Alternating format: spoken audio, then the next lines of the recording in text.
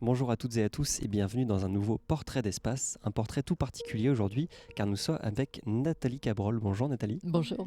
Est-ce que tu peux, pour commencer ce portrait, nous présenter un petit peu ton métier et ton parcours, si on peut dire, depuis, disons, le baccalauréat, disons. Ça commence à dater un petit peu maintenant. Je suis astrobiologiste, c'est-à-dire que je cherche la vie dans l'univers, au-delà de la Terre. Je dirige aussi le centre Carl Sagan de l'Institut SETI, qui est le premier centre de recherche de vie dans l'univers dans le monde. Et avec une centaine de chercheurs et 70 affiliés, un petit peu plus maintenant, dans des disciplines aussi différentes que l'astrophysique, l'astrobiologie, les exoplanètes, l'exploration planétaire, SETI, bien évidemment, et puis aussi l'intelligence artificielle, parce que on pourra en reparler aussi, mais enfin, c'est incontournable désormais. Et puis, autrement, le virus, je ne sais pas quand est-ce que je l'ai attrapé, parce que, comme Obélix, je suis tombée dans la marmite quand j'étais petite. Et je n'ai pas de souvenir d'avoir voulu faire autre chose. Donc ça a été mon fil conducteur, même si ça n'a pas été une ligne droite, ça a été mon fil conducteur jusqu'à présent en fait. Tu devances une des questions typiques du portrait d'espace de savoir quand est née cette passion. Donc comme tu l'as dit, tu es tombée dedans quand tu étais petite. Ah oui, T'as pas complètement. d'éléments accrocheurs où tu te rappelles à un jeune âge t'être intéressé par exemple souvent en regardant la lune ou les étoiles. Oui, si, il y a plusieurs choses. D'abord, il y a les soirées d'été chez mes grands-parents, pas trop loin d'ici, enfin quand même, du côté de Nîmes, les ciels merveilleux, ou même Uzès, des ciels spectaculaires. Même toute petite, ça me posait déjà des questions. Je trouvais pas ça seulement joli. Il y a une autre anecdote qui est celle de maman, les nuits de pleine lune, me disant si tu dors, demain peut-être les petits lutins vont descendre sur le rayon de lune. Et le matin, je trouvais un bol de sucre candy accroché avec des ficelles qui pour moi étaient des pierres de lune. Alors ça me faisait rêver. Mais l'élément définitif pour moi qui a fini véritablement de cristalliser ma passion, c'est bien évidemment l'alunissage, Armstrong sur la Lune. Ça, j'étais sur les genoux de ma mère à 3 heures du matin, on a regardé ça toutes les deux. Donc je suppose que les missions lunaires actuelles réveillent peut-être un petit peu ces souvenirs-là ou... Et pour cause, parce que toutes ces années après, il se trouve que le lancement d'Artemis est tombé le jour de la sortie de Dimension, qui est mon premier roman. Effectivement une très belle coïncidence. Et donc tu as été passionné très jeune, tombé dans la marmite comme tu le disais. Et quel a été ton parcours académique pour en arriver là où tu es aujourd'hui? Mon parcours académique, il est absolument pas classique pour quelqu'un qui fait des sciences et des sciences dures maintenant. J'ai un bac philosophique, j'ai un bac A. Et tout simplement parce que j'étais bonne partout à l'école, sauf en maths et en physique, ce qui est un problème quand on veut devenir astronome. En tout cas, ça l'était à l'époque. L'astrobiologie n'existait pas, la planétologie n'existait pas non plus. Et je voulais faire quelque chose qui n'existait pas. Donc ça a été extrêmement dur pendant tout un moment, jusqu'au moment où je me suis dit, il faut quand même que je me décide. Je voulais une méthode de travail, j'ai fait une prépa, j'ai fait une hypocagne. Je remercierai jamais assez cette décision parce qu'aujourd'hui, ça me donne une méthode de travail qui me permet de pousser les livres, la recherche, le terrain, tout ça en même temps, sans trop sourciller.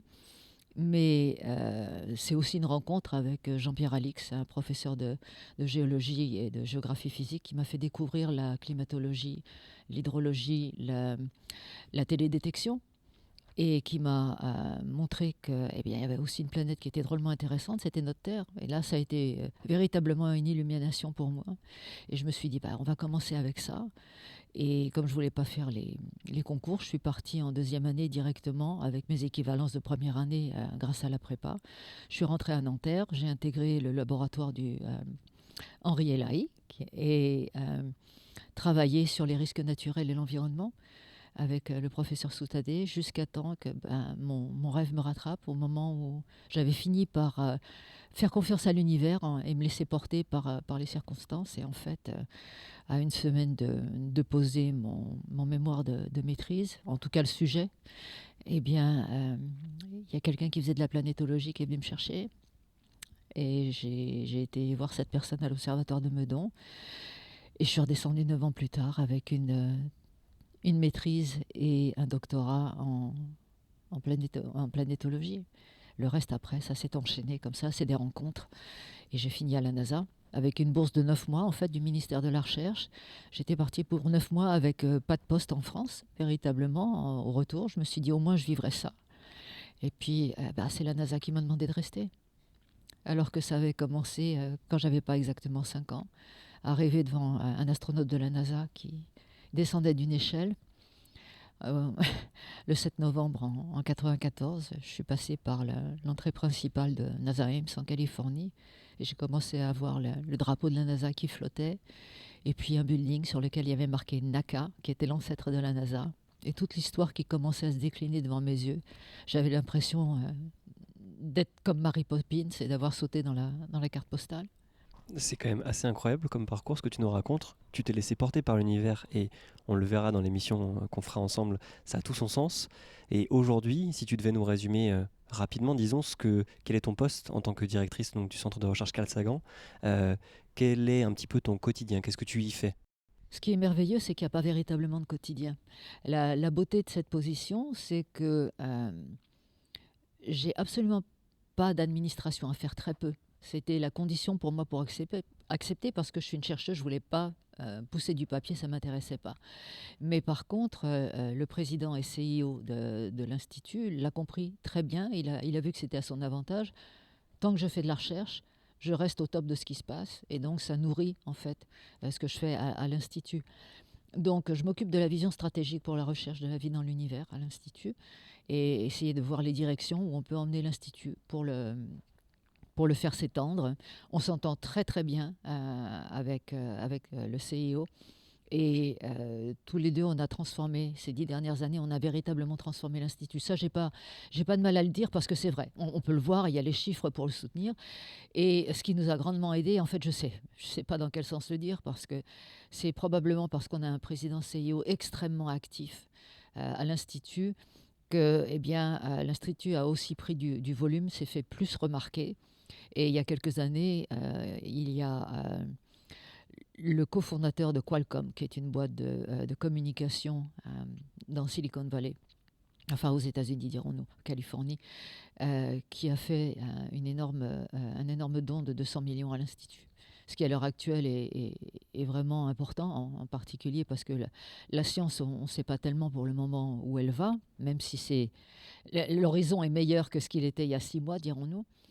Et là, c'est devenu super intéressant pour moi parce que ça m'a permis de créer, non pas en utilisant le capital bien entendu on l'a mis à la banque, mais en utilisant simplement les intérêts, de créer des possibilités de financement interne pour nos chercheurs et aussi de créer des fellowships, des postdocs.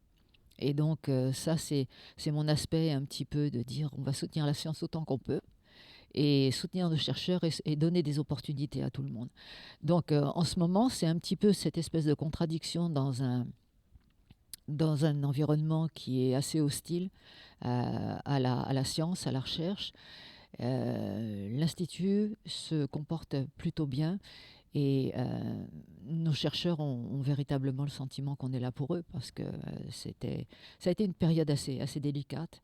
Donc pour le moment, on a aussi observé l'aspect bipartisan de la recherche spatiale et planétaire aux États-Unis. C'est un des premiers sujets pour lequel il y a eu une résistance aux décisions du président et elle est venue des deux côtés de la Chambre.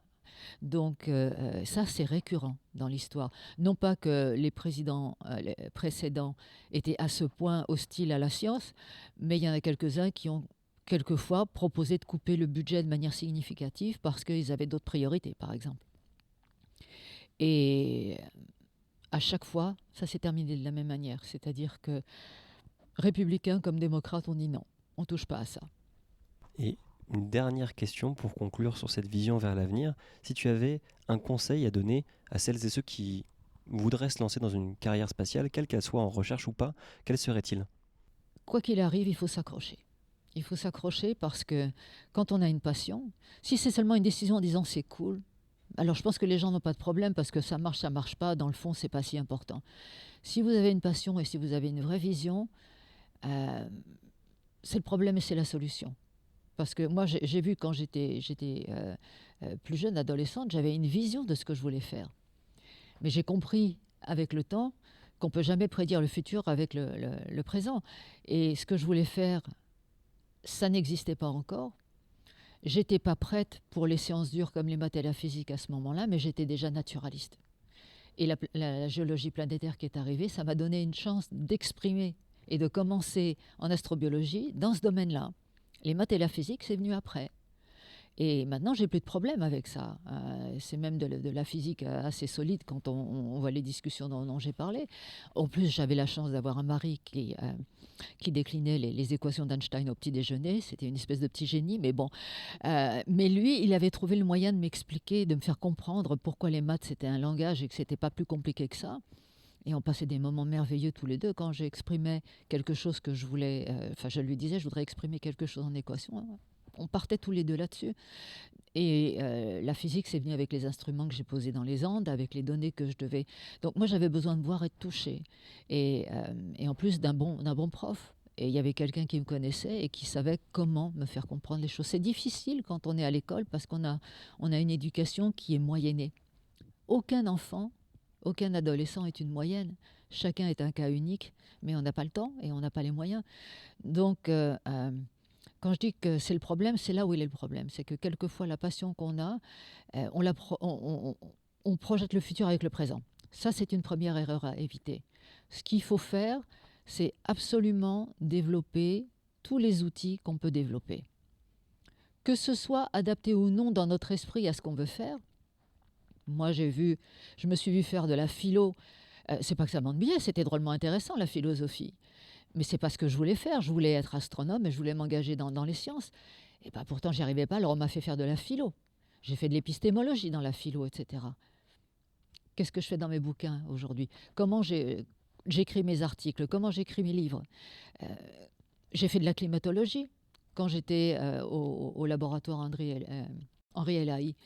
Eh bien aujourd'hui, ça me sert non seulement pour la planétologie, mais ça me sert aussi pour regarder la Terre en fonction de cette expérience que j'ai acquise. Donc, évidemment, on peut se dire, bah oui, c'est de la chance. Non, c'est pas de la chance, parce que le plus d'outils on a dans sa trousse à outils, le plus on peut s'exprimer et donner du volume.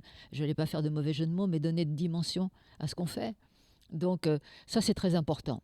Toujours apprendre, et pas seulement linéairement en fonction d'une idée qu'on a. Parce qu'on ne sait jamais où la vie va nous emmener, et le plus on a d'outils, eh bien, le plus de chemin s'ouvre à nous.